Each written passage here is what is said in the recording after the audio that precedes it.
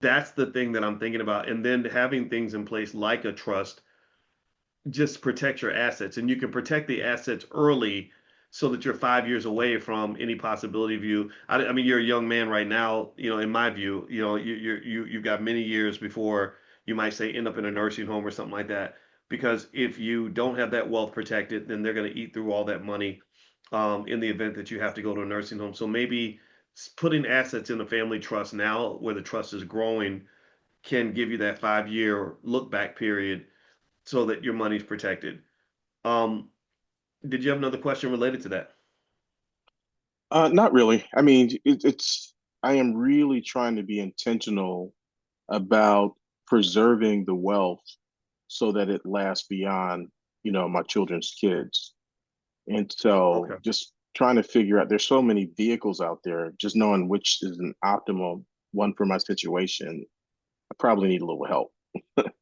I'm not Yeah, sure who I go to, but well, Chanel should be able to. Chanel, can you help? Can you help Kevin find somebody that in our network that he can work with?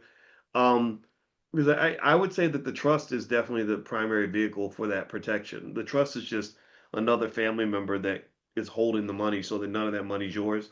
What rich people like you do, Kevin, because you're rich, you said I seven don't feel figures. like I it. didn't. I I didn't, don't but feel hey, like it. most people ain't got seven figures, man. So I'm super proud of you and your wife and the kids you raised. And it's gonna be eight figures eventually because your kids are super smart. I know what they've accomplished. So, what people like you do is that their goal is to. There's a saying that they've used, you probably heard, where they say, "Own nothing, control everything." Hmm. And so they maybe sit down with a tax specialist, not one that's expensive, but one that can help them set up maybe like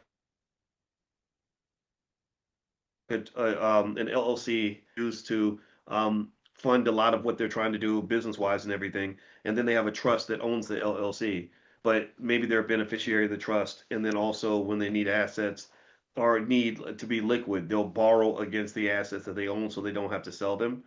And that buy, borrow, and die strategy might be something that's worth considering. But I think generally speaking, it's sort of like in America, the people that pay the most taxes are the people that have income and wealth attached to their body.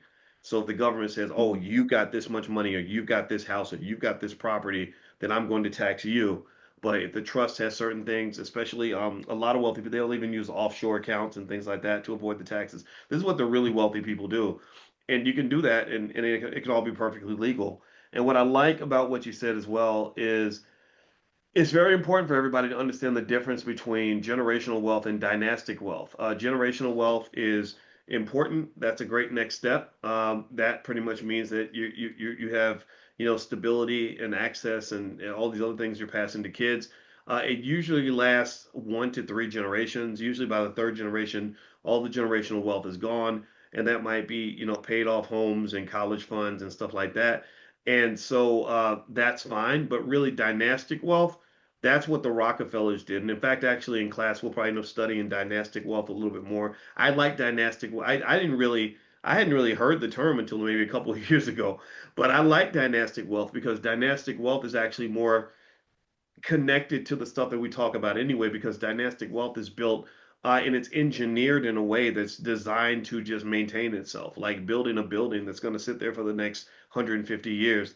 And so to do that, you have to build not just the assets, but systems to preserve and protect the assets. Like the Rockefellers are extraordinarily good example of dynastic wealth.